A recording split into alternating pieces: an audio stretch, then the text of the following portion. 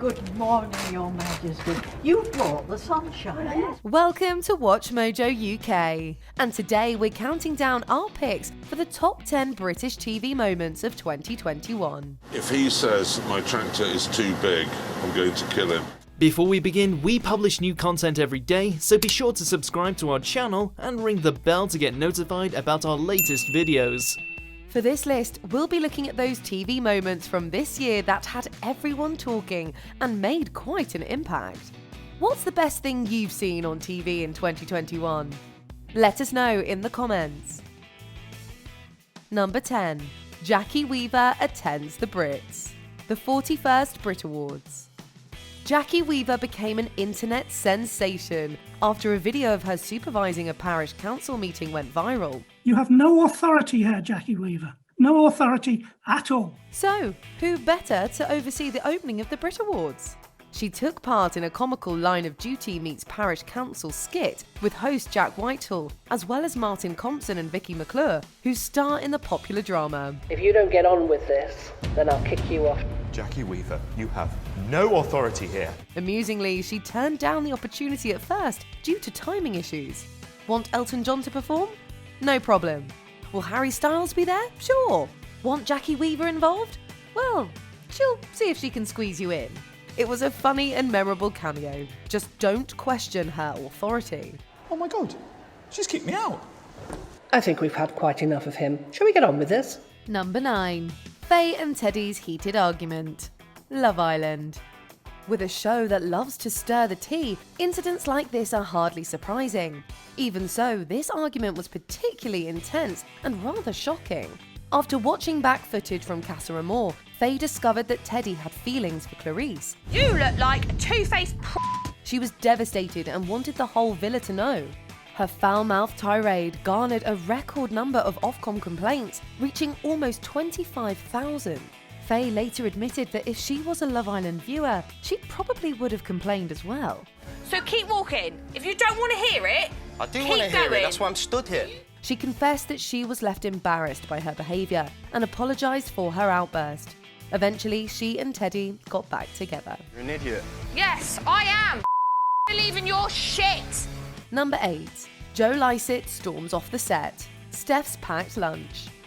Comedian Joe Lycett is the social warrior we didn't know we needed. Appearing on Steph's packed lunch back in July, the funny man talked about doing his bit for the environment. But he seemed rather miffed after Steph pointed out an issue with a photo he shared. Didn't realise I was on Newsnight, Steph. He proceeded to take off his microphone and walked off the set. We can't imagine where he got that idea from.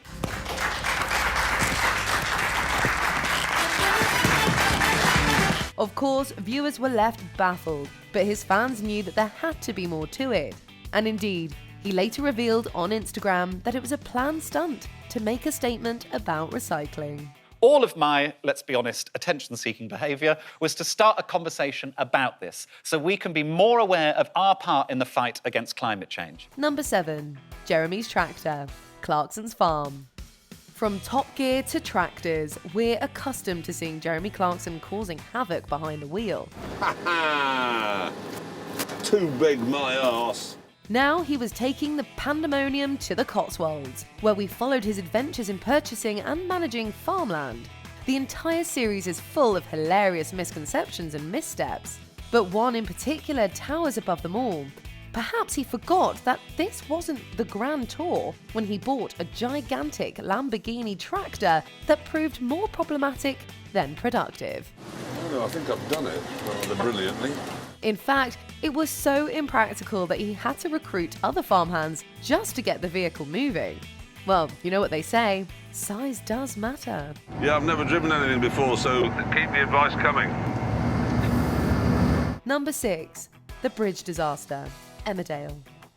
Emmerdale kicked off its Super Soap Week with a bridge collapsing while 4 characters stood on it. What's the worst that can happen?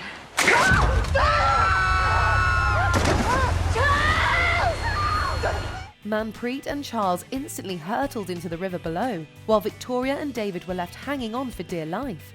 Meanwhile, Mina watched over the unfolding disaster with morbid fascination. The writers were in no rush to reveal these characters' fates and kept audiences on tenterhooks for quite a while.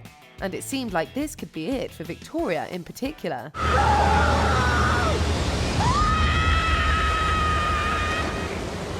In another twist, it seemed like Ben was going to face the rap for the unfortunate incident, although we all knew who was really to blame. Because the truth is, we might never know. Number 5. The UK gets 0 points again. The Eurovision Song Contest. Eurovision. Every year so many of us tune in just to be bitterly disappointed when the UK fails to impress. But at least normally we have some supporters out there making the continuous humiliation somewhat bearable. Sometimes I know my fire burns low. In 2021, more than 7 million people in the UK watched on as our contestant James Newman finished in dead last with 0 points. 0 points.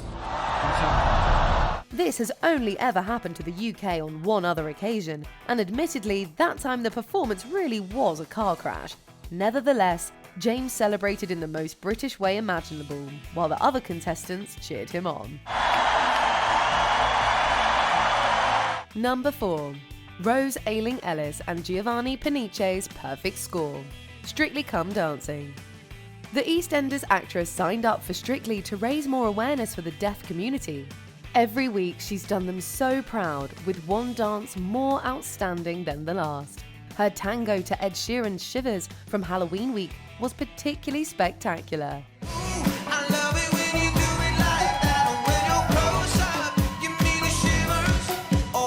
It earned them the first 40 of the season and also marked the earliest that any contestant had ever received a perfect score. And Anton Bieber. The 10! Just as we thought that nothing could top that, she came out with a stirring and powerful couple's choice routine to Clean Bandit Symphony. We know we weren't the only ones with chills when they continued to dance through the silence.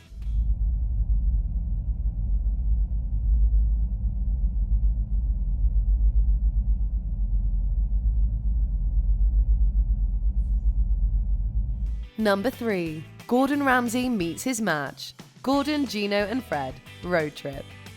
While travelling through Greece, the guys visit a Greek grandmother renowned for her moussaka. Not wanting to be outshone, Gordon promises a delicious salsa verde using some locally sourced capers.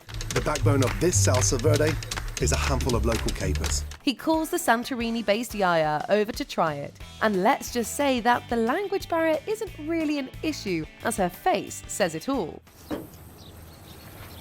She doesn't like it. Gordon seems mortified as he learns that his dish is way too salty, but of course, Gino and Fred are loving every moment. It's not so great to feel like an idiot sandwich now, is it, Gordon? We guess that some things should just be left to the pros. I was hoping she was going to say that was delicious, superb. Number 2. The Euro semi-finals and the finals. UEFA European Championship. Over the summer of 2021, Brits band together to joyously declare that it was coming home. And for a while, we really believed that it might. 25.71 million of us watched England beat Denmark in a rather intense semi-final, making it the most watched non-news live TV event of the year.